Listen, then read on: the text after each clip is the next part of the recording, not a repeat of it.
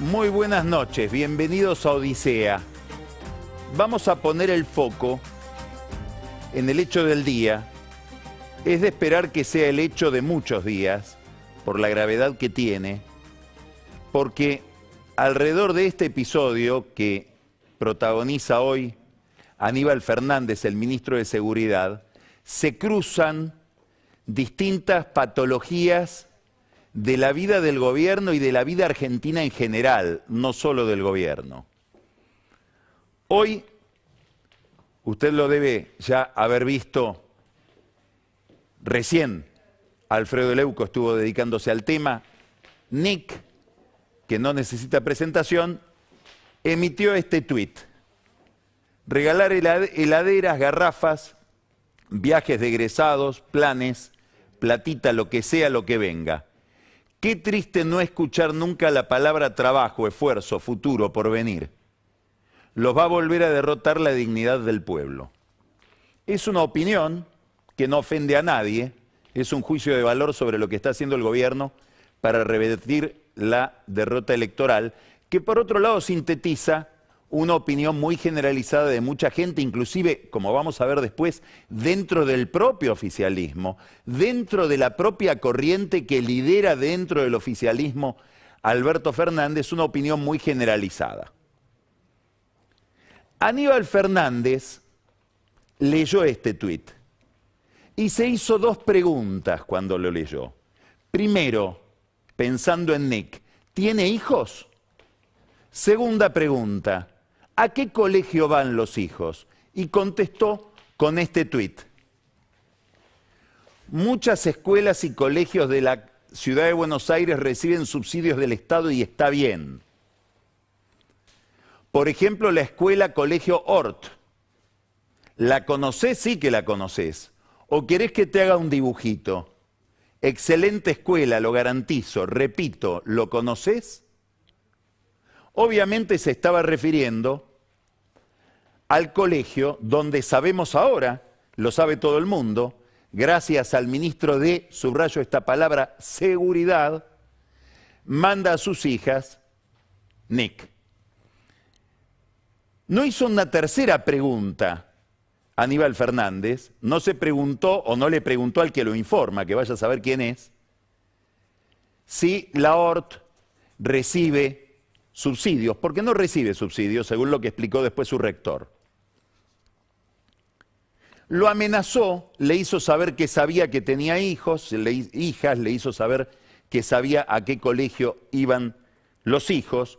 Se ensañó especialmente, seguramente por ser un colegio privado, por ser un colegio de la capital federal. Dice, muchos colegios en la ciudad de Buenos Aires, también en la provincia de Buenos Aires hay muchos colegios que reciben subsidios. No en el caso de la Hort.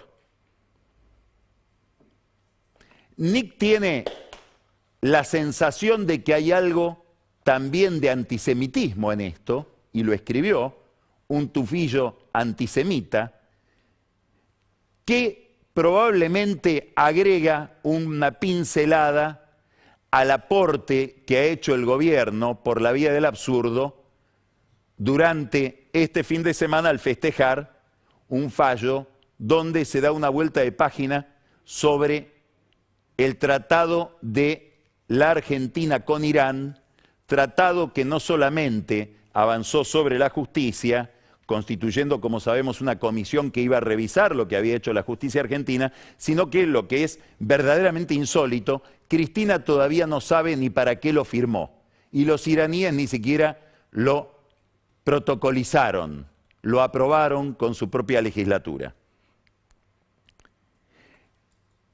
Importa lo central, importa un ministro de Seguridad que por lo que se sabe, por lo que dicen sus colaboradores, quienes lo conocen de hace mucho tiempo, tiene ataques de ira, sufre ataques de inestabilidad emocional y está al frente de la seguridad, que amenaza, no es la primera amenaza de Aníbal Fernández, hay muchas amenazas registradas, sobre todo con periodistas, que practica el espionaje, el mismo gobierno que le está reprochando a Mauricio Macri, haber tenido una agencia federal de inteligencia que practicaba el espionaje contra la oposición, contra periodistas, contra la propia dirigencia del PRO, incurre en esto. Se ve que el reproche es bastante cínico. Se supone que a Aníbal Fernández lo habían incorporado, lo habían reincorporado a la primera fila del gobierno, lo habían sacado de Yacimiento Río Turbio para llevarlo al Ministerio de Seguridad para dar vuelta a la campaña.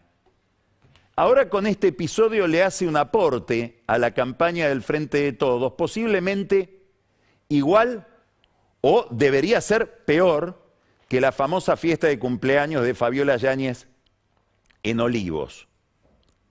Ahora, más allá de todo esto tan reprobable, horrible, hay que hacerse una pregunta. ¿Quién se hace cargo de esto? La oposición está pidiendo la renuncia de Aníbal Fernández. ¿Quién es el que le debe pedir la renuncia? Es decir, en este gobierno, ¿quién manda? En este oficialismo, ¿quién es el responsable de estas aberraciones? ¿Será Cristina Kirchner la que le tiene que pedir la renuncia? ¿Será el presidente? ¿El presidente está en condiciones de pedir, tiene autoridad como para pedirle la renuncia al ministro de Seguridad? ¿O en esa área está pintado? ¿Quién es el responsable de esta aberración desde el punto de vista político del ministro de Seguridad? ¿Mansur? ¿Mansur es el jefe? Es el jefe de gabinete, pero ¿es el jefe de Aníbal Fernández? Probablemente haya una sola persona en el oficialismo que si le dice andate, Aníbal se va a ir, que es Cristóbal López, para quien Aníbal Fernández trabajó en el sector privado y siguió trabajando en el sector público. Este es el estado de la política frente a un episodio aberrante como este. ¿Qué pasaría si hubiera otros episodios inquietantes en el campo de la seguridad con Aníbal Fernández como jefe? ¿Quién es el responsable de esto? Estamos frente a un oficialismo sin orden. Y frente a un oficialismo, a un peronismo que asusta. ¿Por qué asusta? Porque está asustado. Porque está frente a la posibilidad de una derrota. Y vemos reacciones irracionales, como esta que involucra al ministro de Seguridad frente a un periodista, a un humorista gráfico, que se limitó a emitir una opinión bastante corriente respecto de los subsidios y el reparto de plata de un gobierno que, según dice Alberto Fernández, nos cuida. Este es el estado de la campaña.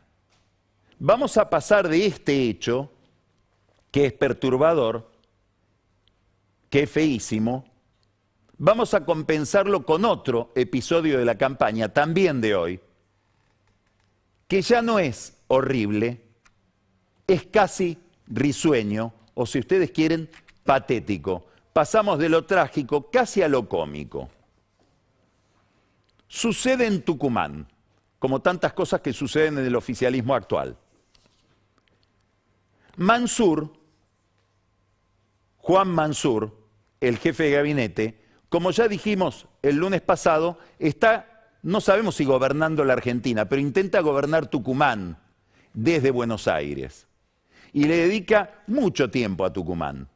Entre otras cosas porque tiene miedo de que se lo coma Osvaldo Jaldo, que es su vicegobernador y enemigo, que quedó al frente de la provincia. Entonces, hoy tuvo la idea de llevar al presidente a Tucumán. No solo fue el presidente, fue Aníbal Fernández. Probablemente todo esto que estamos comentando del episodio con Nick sucedió delante del presidente. La agresión, el pedido de información, las preguntas sobre los hijos de Nick, a qué colegio iban, todo eso debe haber sucedido en medio del clima del viaje, donde estaba el presidente, estaba allá esperando los Mansur, fue, como digo, el ministro de Seguridad, fue Claudio Moroni, el ministro de Trabajo, y fue el secretario general de la presidencia, Julio Vitovelo. Es decir, una gran comitiva se trasladó a Tucumán, a dos localidades de Tucumán, La Cocha y Simoca. ¿A qué fue todo el gobierno, esta parte del gobierno?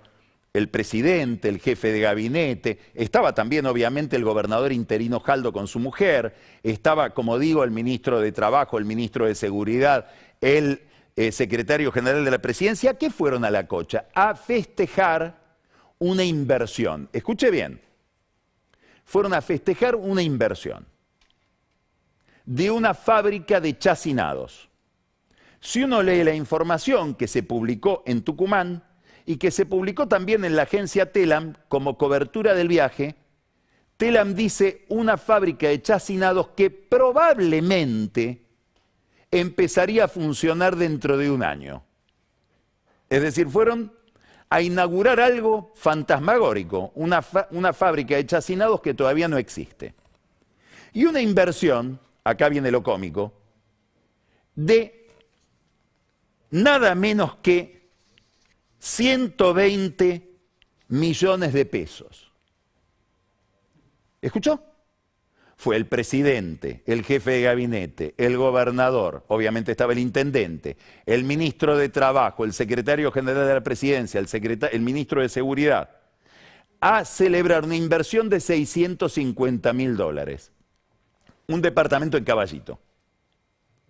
Pero lo más interesante de todo es que, según la crónica, esa inversión de una fábrica que, si la vemos, la vamos a ver dentro de un año, que implica una inversión de $650.000, si lo quieren dólares oficiales, 1.200.000, sigue siendo un departamento,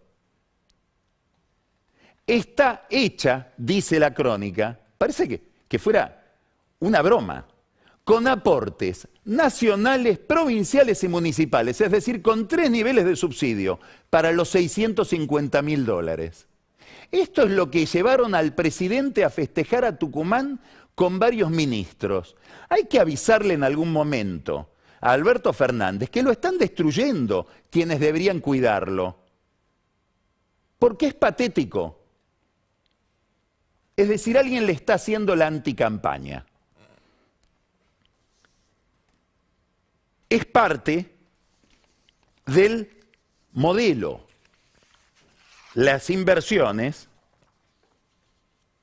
que se anuncian son inversiones de $650.000, cuyo resultado lo vamos a ver dentro de un año, y hechas a partir de subsidios de impuestos públicos, que pagan los contribuyentes nacionales, los tucumanos y los vecinos de La Cocha. Bueno, en Tucumán, por segundo año consecutivo, es imposible exportar desde el aeropuerto arándanos, que es una de las grandes producciones de la provincia. Se producen en Tucumán 6.500 toneladas de arándanos por año, 3.500 se exportan. Pero como no hay una autorización para exportarlas desde el aeropuerto de Tucumán, los arándanos tienen que venir a Ezeiza. Claro, eso tiene un costo que lo saca del mercado. Mansur, Alberto Fernández, Moroni, Vitovelo, Aníbal Fernández y sus siniestros, tenebrosos tweets, podrían encargarse de habilitar las exportaciones de arándanos, y eso traería un rédito mucho más importante para la provincia de Tucumán y para el país que una inversión de $650.000 hecha con subsidios públicos.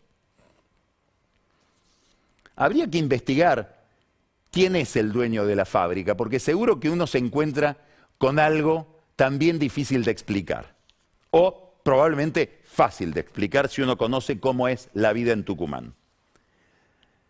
Estos hechos de campaña, dicho irónicamente, la barbaridad que comete Aníbal Fernández al frente del Ministerio de Seguridad, nadie dio explicaciones todavía. Alberto Fernández no abrió la boca, Mansur tampoco, que son los jefes de Aníbal.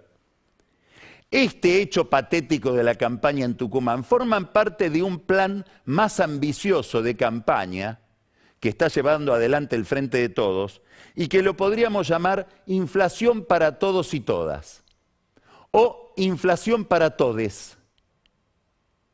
Porque el primer resultado de la política económica que hoy implementa el oficialismo tiene que ver con la disparada de los precios.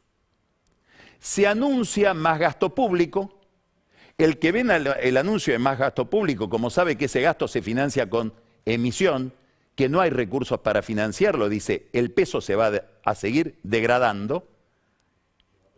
Por lo tanto, va a haber una corrida inflacionaria, va a haber más inflación en el futuro. Aprovecho para remarcar ahora.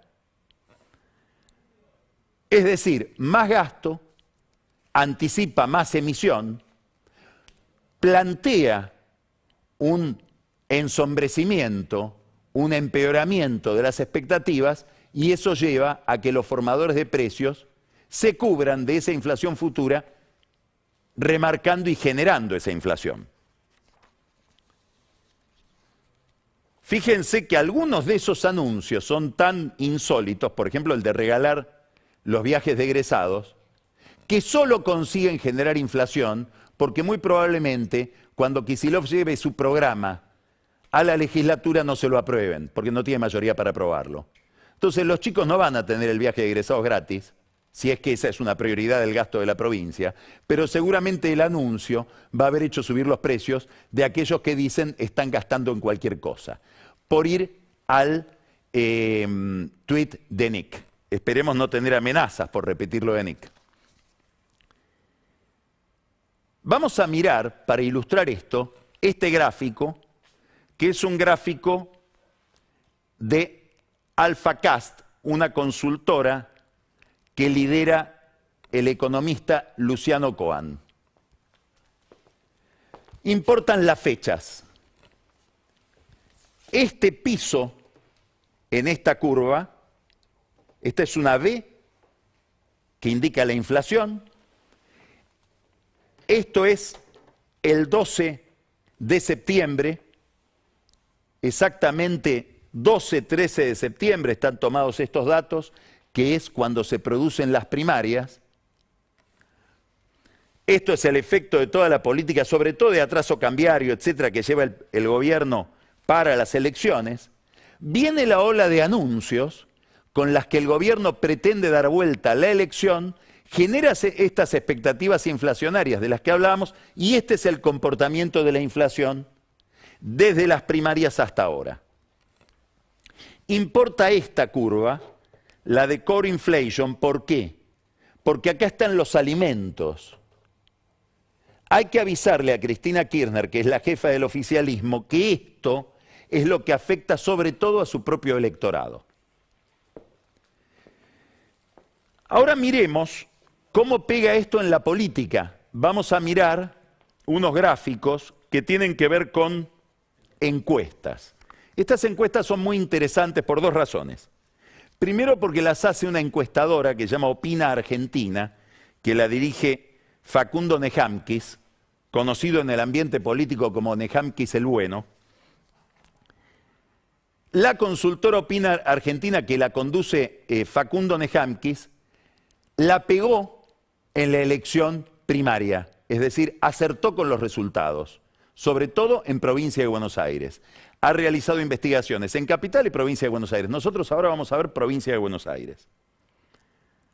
Lo otro interesante de esta encuesta es que es flamante, es decir, esta encuesta registra los primeros días de octubre, es decir, podemos tomar el comportamiento de la opinión pública desde las primarias para acá. Lo primero que quiero que miremos es cuáles son las preocupaciones de la gente. 30%, la primera preocupación del electorado hoy es la inflación. Hace juego con el gráfico anterior, que veíamos ese repunte de la inflación, la general y la que tiene que ver con alimentos, en el gráfico de AlphaCast de Luciano Cohen. Mire el comportamiento de la preocupación por la inflación desde el mes de agosto hasta octubre. Comienzos de agosto, comienzos de septiembre, octubre. Segunda preocupación, la desocupación. Tercera preocupación, la corrupción. 30%, 25%, 18%. ¿De qué estamos hablando? De que hay un 55% de preocupaciones en el plano económico y la dominante es la creciente preocupación por la inflación. Este es uno de los datos que yo quería mostrarles de esta encuesta de Opina Argentina. Vamos a ver el segundo dato que es llamativo también. Insisto, es una encuestadora que dirige Facundo Nejamkis y que acertó los resultados. No acertó al azar, digamos, tuvo un gran porcentaje de certeza en los resultados de la elección del 12 de septiembre. Este es un dato muy interesante, porque esto implica un cambio de los últimos meses, estos dos colores. ¿Qué sector político es el que puede reactivar la economía después de la pandemia? Hace 6 meses nunca hubiera estado al frente la oposición, que está con 34%. Acá hay dos datos para mirar. Primero, que el oficialismo empieza a perder confianza frente a la oposición para salir del problema. Un oficialismo al que se lo votó para salir del problema que la gente identificaba con el final del gobierno de Macri. Ese fue el mandato que recibió Alberto Fernández y daría la impresión de que empieza a perder confianza para eso. Después vamos a recorrer algunas ideas de los propios amigos de Alberto Fernández sobre por qué le pasa eso. Y empieza a haber como una recuperación de la confianza en la oposición. ¿Esto es porque hubo un error anterior y había una desconfianza inmerecida? ¿O porque la gente percibe que hay una renovación en la dirigencia de la oposición que va dejando atrás a Macri? Gran pregunta. Macri cree, y tiene algunos elementos o datos para justificar esa creencia, que en la medida en que va quedando atrás su gobierno y se ve la política oficial y los problemas que genera la política oficial, su figura y su gestión va siendo reivindicada y se va recuperando lentamente en las encuestas. En la campaña de Juntos por el Cambio lo que vemos es otra teoría, que es que hay Macri, hay que eclipsarlo y mostrar otros candidatos. Acá hay otro dato muy importante, este 26% es muy relevante. Este 26% es el conjunto de gente que dice ninguno de los dos, ni el gobierno ni la oposición nos saca de esta. Bueno, cuidado con eso, cuidado a toda la clase política con eso. Porque hay un sentimiento de falta de confianza, de apatía, que hace juego, que es coherente con los niveles de abstención que hubo, que es coherente con otros indicadores que aparecen en las encuestas, como por ejemplo el pesimismo. Hemos hablado muchas veces de que ronda el 70% el conjunto de argentinos que dicen este año me fue peor que el año pasado y el año que viene me va a ir peor que este. Bueno, ahí está ese 26% haciéndole señas a toda la clase política. Es el de los que dicen de esta no nos saca nadie. Ahora vamos a ver cómo está la intención de voto, que es lo que usted se debe estar preguntando y que es el dato más inseguro, pero el más interesante siempre. Si las elecciones fueran hoy en la provincia de Buenos Aires, ¿qué es la gran batalla? ¿Cuánto saca cada candidato? 37% Santilli. Acá hay algo importante en esto. ¿Qué hay que mirar en este 37%? Dos cosas. La primera, está 0,9, es decir, 9 décimas abajo de lo que sacó Juntos por el Cambio en conjunto. Pero si esto es verdad, e insisto que Opina Argentina es una encuestadora que acertó con los resultados de la elección del 12 de septiembre, quiere decir que Santilli retiene bastante el voto de Manes, que es la gran preocupación de Santilli. Esta segunda, 4 puntos de diferencia, la diferencia es la misma, pero con un porcentaje menor también, 0,6% abajo de lo que sacó en las primarias, Victoria Tolosa Paz. Y pega un estirón Espert. que llega al 8%.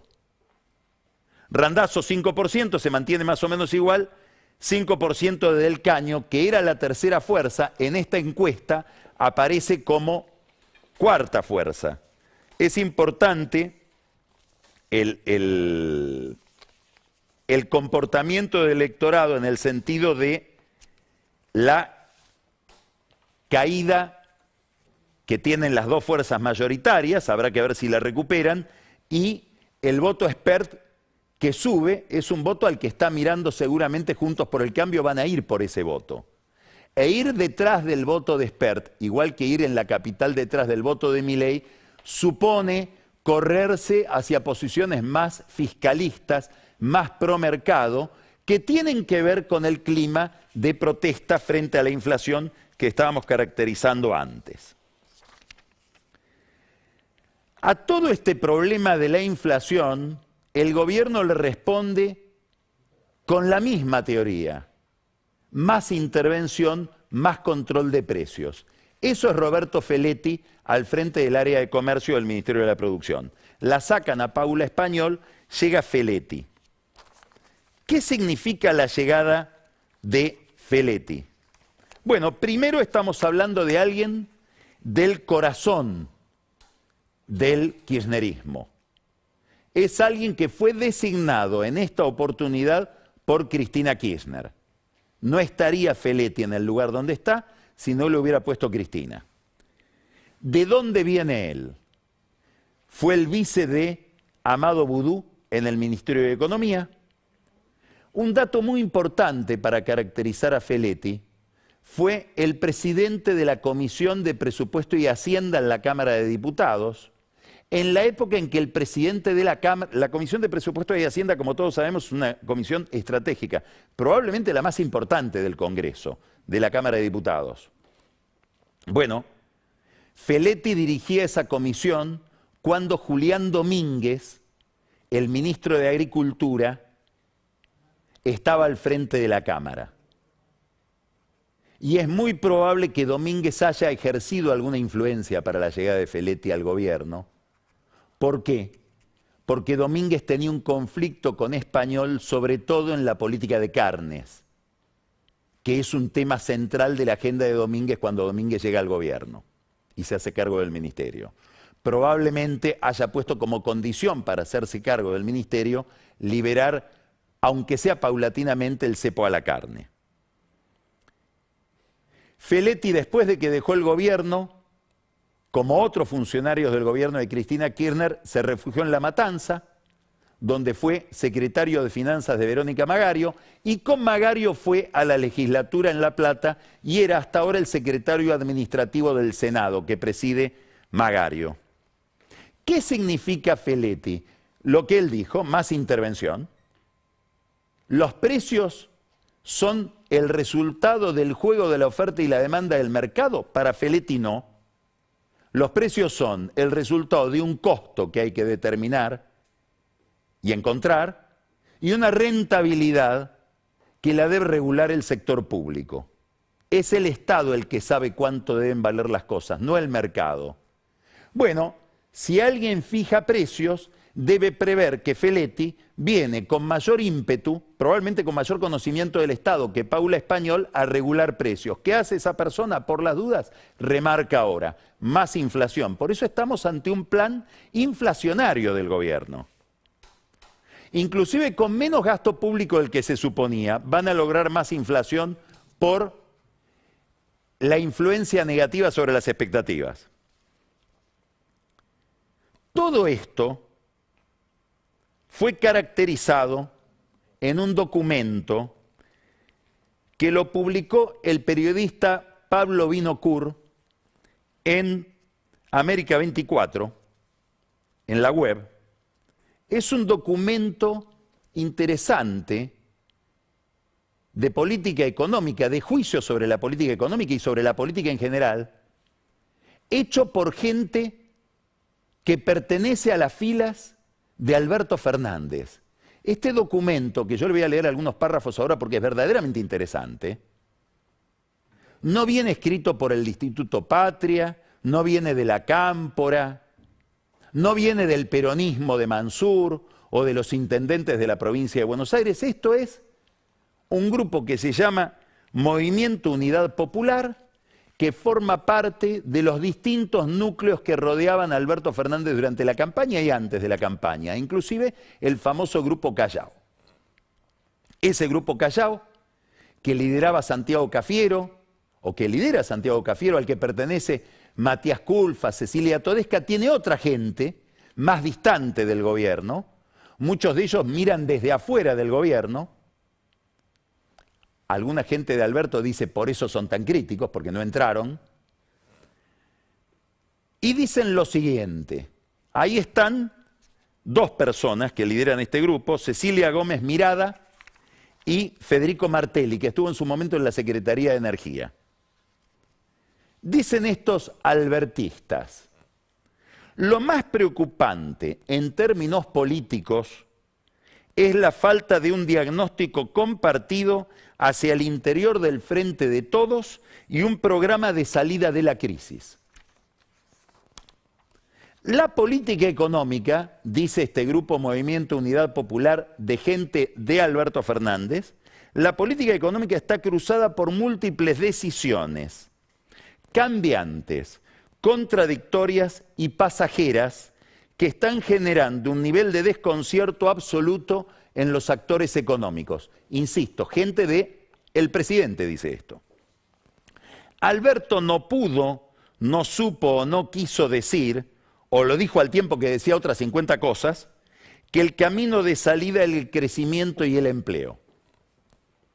En su lugar, se exacerbó la agenda de los, comillas, nuevos derechos y el avance de las luchas sectoriales. Sigue este grupo de, insisto, albertistas, diciendo lo siguiente, la gente quería que bajemos la inflación y que le digamos que va a tener trabajo, pero le imprimimos unos billetes y se los mandamos al CBU. El vuelto va a ser muy doloroso. Quienes conocemos el conurbano bonaerense y los conurbanos de las grandes ciudades del interior, podemos permitirnos una duda. ¿Realmente la gente quiere que le pongamos plata en el bolsillo? La gente sabe, insiste este grupo de seguidores de Alberto Fernández, que la plata inventada termina su camino feliz cuando la leche llega a 100 pesos por litro. El documento dice que el manejo de la pandemia, especialmente por la suspensión de las clases y por la foto de Olivos, comillas, demolió la autoridad presidencial. Insisto, esto lo escribe gente de Alberto Fernández. Hablan del manejo de la inseguridad y dicen, el conurbano bonaerense tuvo una explosión de criminalidad nunca vista en nuestra historia. Le cuestionan al gobierno que no tiene sintonía con los sectores populares en materia de inseguridad y consignan este ejemplo. Dicen, la empleada doméstica a la que le roban las zapatillas en la parada del colectivo sabe que tendrá que dedicar 10 días de trabajo para volver a calzarse para ir a trabajar. Y esto el gobierno no lo registra. Es evidente que cuando llegue el resultado electoral, si el gobierno no logra dar vuelta a la elección, como mucha gente del gobierno cree que va a suceder, que la van a poder dar vuelta, alguien se los dijo. Alguien les está diciendo, no por este camino que están tomando. Este grupo de gente de Alberto Fernández parece coincidir con las encuestas que leímos recién, elaboradas por Opina Argentina.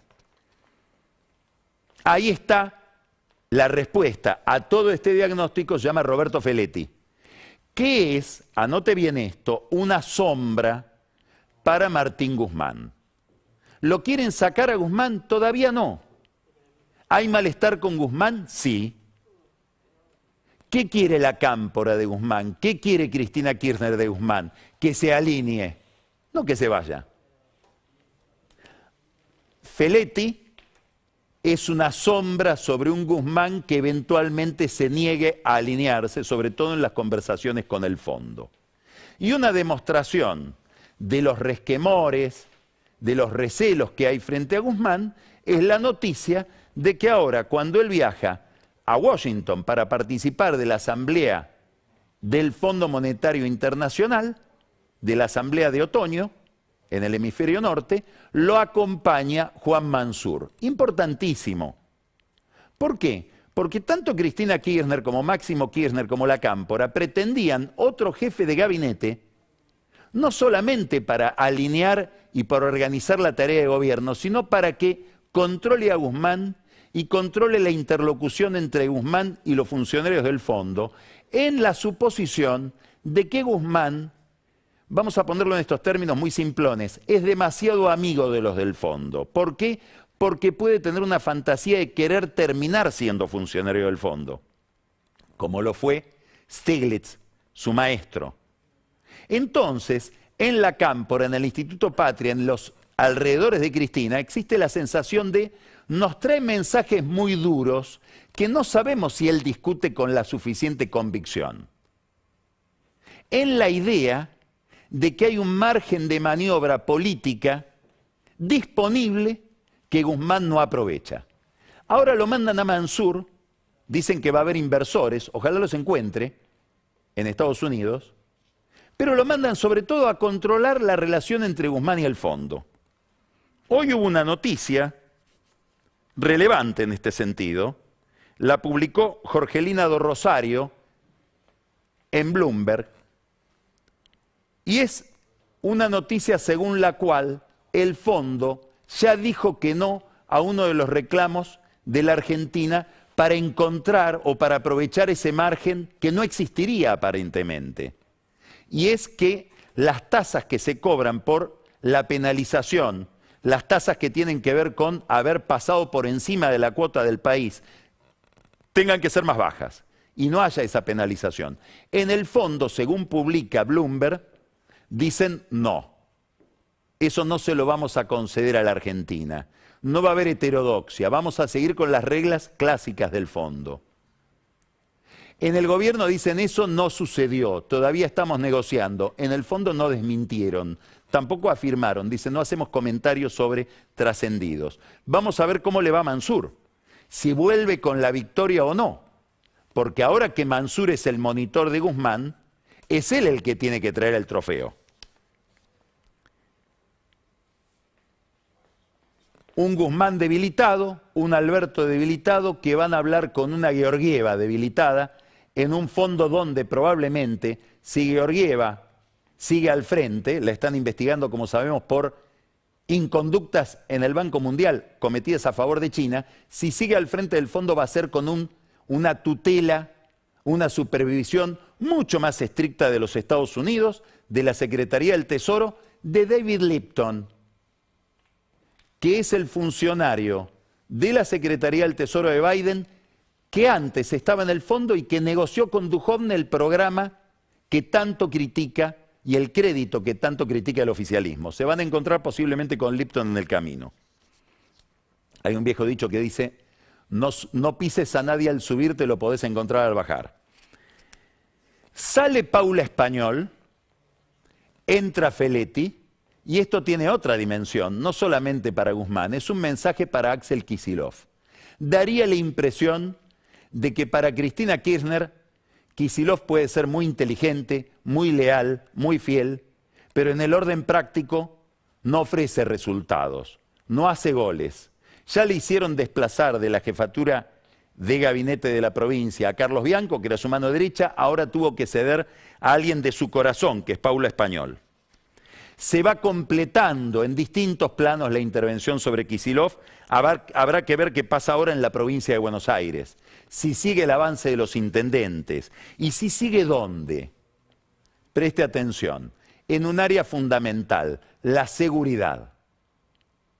¿Por qué? Porque empieza a circular la versión de que Berni, Sergio Berni, estaría por irse de el Ministerio de Seguridad. El que primero publicó o divulgó esta noticia es Roberto García.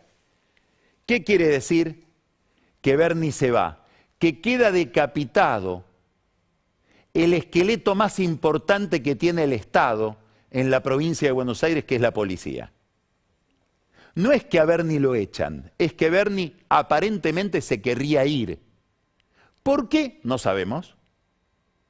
Es por el imperio de la cámpora. Tuvo un gran altercado, lo comentamos acá, con Máximo Kirchner. Lo agarró del cuello a Máximo Kirchner. Los tuvo que separar el jefe de policía. Viejos enfrentamientos que vaya a saber se hunden en el fondo de la historia porque Bernie a Máximo lo debe conocer desde chiquito. Casi un enfrentamiento familiar. Y decide irse. Hipótesis, son especulaciones, porque ve que vienen problemas de seguridad, porque ve que no está claro quién es su jefe, como no está claro quién es el jefe de Aníbal Fernández, porque no sabe si su jefe es Insaurralde, Kicillof.